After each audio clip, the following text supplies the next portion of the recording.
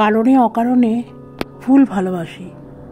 একটা ছোট ফুলও পারে মন ভালো করে দিতে, কারণ সৌন্দর্য সবসময় বড় কিছুতে লুকিয়ে থাকে না। নমস্কার, রুমাস টাইম পাসে সবাইকে স্বাগত। বর্ষার মৌসুম, প্রতিদিনই বৃষ্টি হচ্ছে, কখনো জোরে, কখনো আস্তে, কখনো ধীরে ধীরে। জল পড়ে টবের মাটি একদম নরম হয়ে গেছে, আর রজনীগন্ধাটা সোজা হয়ে দাঁড়াতে পারছে না, তাই ঝুঁকে পড়েছে মধুমালতী গাছটার দিকে। বাড়ি এমনই হোক যেখানে শুধুই শান্তি। বর্ষা শুরু হয়েছে, আর বর্ষার জল পেয়ে গাছেরা কেমন সবুজ চকচক করছে। এখন বাজে সকাল 8:30। বৃষ্টি হচ্ছে ছিটপিট করে। আমি একটু ছাতা নিয়ে বেরিয়েছি, আর দেখো গতকাল এত জোরে বৃষ্টি হয়েছে, অর্ধেক ফুল ঝরে নিচে পড়ে গেছে। আর পাশের বাড়ি দেখো মধুমালতী গাছটা করে ফুলে ফুলে ভরে গেছে। আর আমার বোগনভেলিয়া গাছটাতে বেশ অনেক ফুল ফুটেছে। মানুষ তো মুগ্ধ হয় চেহারায়, আর আমি মুগ্ধ হয়েছি ফুলের মায়ায়।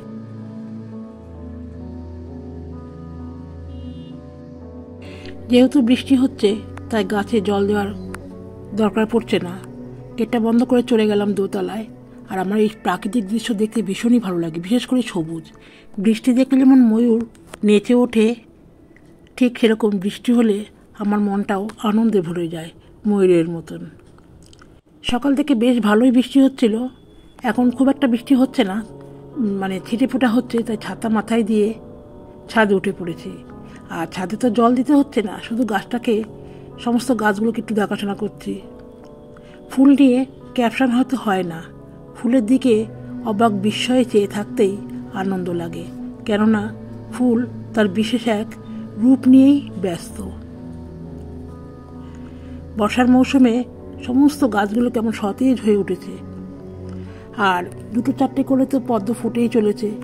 যেহেতু প্রচুর পরিমাণে বৃষ্টি হচ্ছে, তাই বৃষ্টিতে ফুল তার রঙটা হারিয়েছে, তাই ভাবলাম তুলে নিয়ে এসে মায়ের পায়ে দিলাম। সবুজ রঙটাই ভারী সুন্দর, এক আলাদা সৌন্দর্য। আজ রান্নার সবজিও ছিল সবুজ। আজকের মেনুতে ছিল পেঁপে দিয়ে তরকারি, যেটা সকালে রুটি খাবারের জন্য করেছিলাম, সামান্য একটু কালো জিরে, শুকনো লঙ্কা আর আদা কুচিয়ে। আর দুপুরের মেনুতে ছিল লাউ দিয়ে 3টে পদ, লাউ ডাল, লাউর খোসা ভাজা আর লাউয়ের ঘন্ট। সকালে জলখাবার তৈরি করার পর প্রতিদিনের মতন একটু মোবাইলটা নিয়ে বসি। ইনস্টাগ্রামে স্ক্রল করতে করতে একটা লেখা পেলাম, সেটাই তোমাদেরকে এখন শোনাতে যাচ্ছি। মুদ্রা কথা হলো, আজ আছি, কাল নাও থাকতে পারি। একটু আসছি বলে বেরিয়ে বাড়ি আর নাও ফিরতে পারি।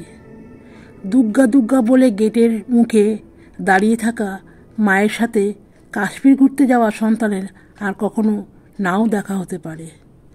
আজকের রাতের দূরপাল্লার ট্রেনটির মুখোমুখি সংঘর্ষ হতে পারে অন্য কোনো স্বপ্ন বোঝাই দূরপাল্লার ট্রেনের সাথে।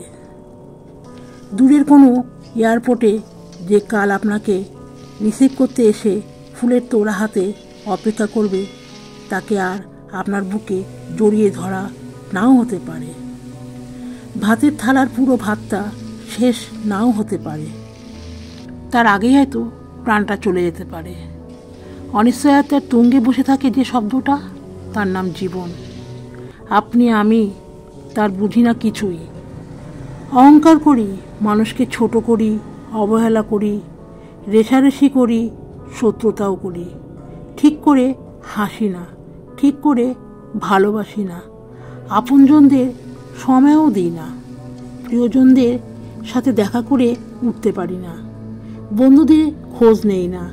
যতটুকু সময় নিয়ে এসেছি বাঁচার জন্য, ততটুকু সময়ে ঠিক করে বাঁচিই না। জীবনের মূল্য কতখানি এই লেখাটা পড়ে বুঝতে পারলাম। মনটা একটু ভারী হয়ে গেছে। যাই হোক, শেষ পাতে একটু দই ছিল, মিষ্টি দই, আর শেষটা করলাম ফুল দিয়ে। যেহেতু ফুলটা দিয়ে শুরু করেছিলাম, তাই ভাবলাম শেষটুকু ফুল দিয়েই শেষ করি। এখন বর্ষাকাল, প্রতিটা গাছের তলায় এরকম ছোট ছোট চারা গাছ জন্মায়, আর আমি সেগুলোকে উঠিয়ে উঠিয়ে এক জায়গায় জড়ো করি, তারপরে একটা বড় জায়গায় সেগুলোকে পুঁতে দিই। ভিডিওটা তোমাদের কেমন লাগলো লাইক কমেন্টস করে জানিও। ভালো লাগলে চ্যানেলটাকে সাবস্ক্রাইব করে পাশে থাকা বেলটাকে প্রেস করে দিও। সকলে ভালো থেকো, সুস্থ থেকো, ধন্যবাদ।